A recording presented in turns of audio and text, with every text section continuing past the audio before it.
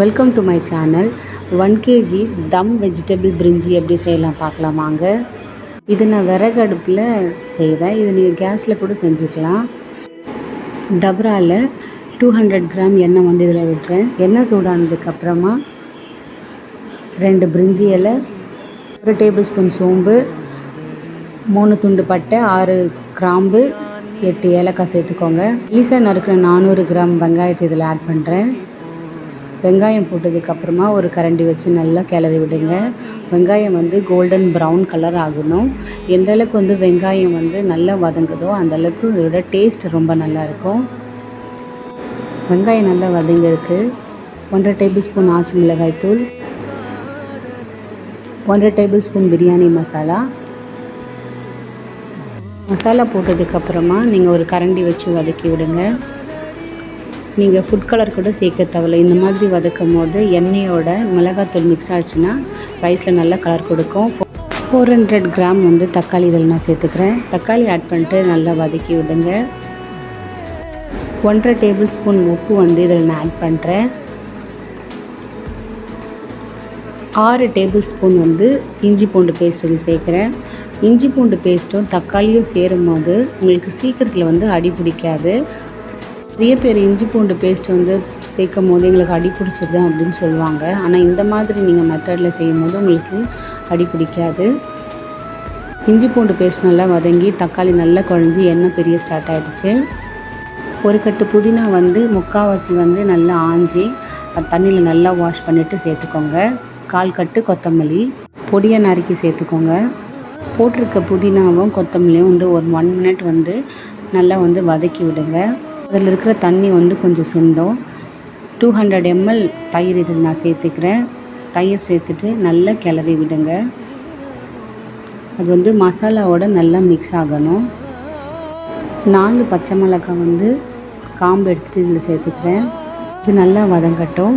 100 gram beans, 3 carrot, medium size உருளைக்கிழங்கு 2, 200 gram பட்டாணி, இதெல்லாம் வந்து உங்களுக்கு என்ன ஷேப்பில் வேணுமோ அதை வந்து நல்லா கட் பண்ணி இதில் சேர்த்துக்கோங்க. நான் நீல வாக்கில் கட் பண்ணி இதில் சேர்த்துருக்கேன்.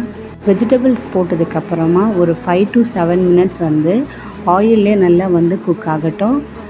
காய் போட்டதுக்கப்புறமா ஒரு மூடி போட்டு நல்லா வதக்குங்க. மசாலாவோ இல்லை வெஜிடபிள்ஸோ நீங்கள் சேர்த்து வதக்கும் போது மெயினாக வந்து கீழே அடி பிடிக்குதான்னு வந்து நீங்கள் பார்த்துக்கோங்க. அதுதான் வந்து மெயின். இல்லைன்னா அடி பிடிச்சிச்சின்னா ஒரு லைட்டாக வந்து கசக்கிற மாதிரி இருக்கும்.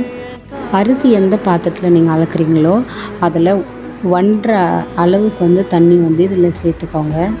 இந்த மெஷர்மெண்ட் வந்து பாஸ்மதி ரைஸ்க்கு இது கரெக்டாக இருக்கும்.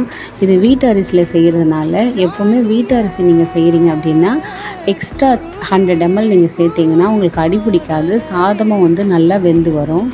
சேர்த்துருக்கிற தண்ணி வந்து ஒரு 2 கொதி வந்ததுக்கப்புறமா இந்த ஸ்டேஜில் வந்து டேஸ்ட் செக் பண்ணிக்கோங்க. காரமும் உப்பு எனக்கு கம்மியாக இருக்கிறதுனால chilli powder 1/2 table spoon, salt 1/2 table spoon இதில் நான் சேர்த்துக்கிறேன்.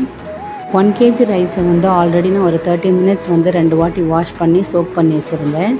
அது தண்ணி நல்லா இருத்துட்டு இதில் சேர்த்துக்கலாம். எல்லா அரிசியும் சேர்த்ததுக்கப்புறமா ஒரு கரண்டி வச்சு நல்லா ஈவனாக வந்து நல்லா மிக்ஸ் பண்ணி விடுங்க. மிக்ஸ் பண்ணிவிட்டு டபராவோட மூடி போட்டு ஒரு 3 to 5 மினிட்ஸ் வந்து குக் ஆகட்டும். தண்ணி நல்லா வற்றி இந்த மாதிரி ஈக்குவலாக வந்திருக்கும். இந்த ஸ்டேஜில் வந்து நல்லா கிளறி விட்டுட்டு ஈக்குவல் பண்ணி விட்டுருங்க.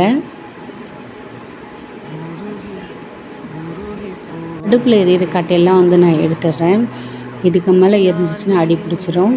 1/4 டேபிள் ஸ்பூன் ஃபுட் கலர் வந்து தண்ணியில் மிக்ஸ் பண்ணி சேர்த்துக்கிறேன். இது ஆப்ஷனல் தான். நம்ம ஆல்ரெடி வச்சுருக்க 1/4 கட்டு புதினா வந்து இது மேலே சேர்த்துடலாம். சேர்த்ததுக்கப்புறமா 2 டேபிள் ஸ்பூன் வந்து நெய் இதில் நான் ஆட் பண்ணுறேன். சேர்த்ததுக்கப்புறமா நீங்கள் கிளற வேண்டாம். ஒரு மூடி போட்டு தம் போட வேண்டியது தான். அடுப்பு உள்ளே இருக்கிற கறியெல்லாம் வந்து எடுத்து மேலே வந்து போட்டுருங்க. போட்டிருக்க அடுப்பு கறியை வந்து நல்லா மேலே ஸ்ப்ரெட் பண்ணி விடுங்க. உள்ளே எவ்வளோ அடுப்பு கறி இருக்கோ அதை எடுத்து இது மேலே ஃபுல்லாக போட்டு ஒரு 10 to 12 மினிட்ஸ் நீங்கள் அப்படியே விட்டுருங்க. ஆனால் அடுப்பு கீழே வந்து அடுப்பு கறி இருக்க வேண்டாம். நீங்கள் அடுப்பில் செய்யாமல் கேஸில் செய்கிறீங்க அப்படின்னா ரைஸும் வாட்டரும் ஈக்குவலாக வந்ததுக்கப்புறம் பழைய தோசைக்கல் இருந்துச்சுன்னா 1 மினிட்டுக்கு வந்து ஃபுல் ஃப்ளேமில் வந்து சூடானதுக்கப்புறமா லோ ஃப்ளேமில் 10 மினிட்ஸ் வந்து நீங்கள் வந்து கல் மேலே பாத்திரத்தை வச்சு நீங்கள் தம் போடுங்க. 15 மினிட்ஸ் ஆனதுக்கப்புறமா மூடி எடுத்து பாருங்கள்.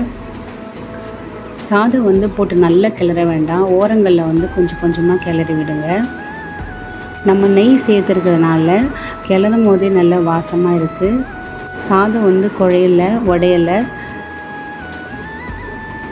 May 5 என்னோடய ஹஸ்பண்டுக்கு பர்த்டே, அதனால் நாங்கள் அன்னதானத்துக்காக இதை நாங்கள் ரெடி பண்ணோம். சாதம் நல்லாவே வந்திருக்கு. இந்த வீடியோ உங்களுக்கு பிடிச்சிருந்ததுன்னா லைக் பண்ணுங்கள், ஷேர் பண்ணுங்கள், சப்ஸ்கிரைப் பண்ணுங்கள்.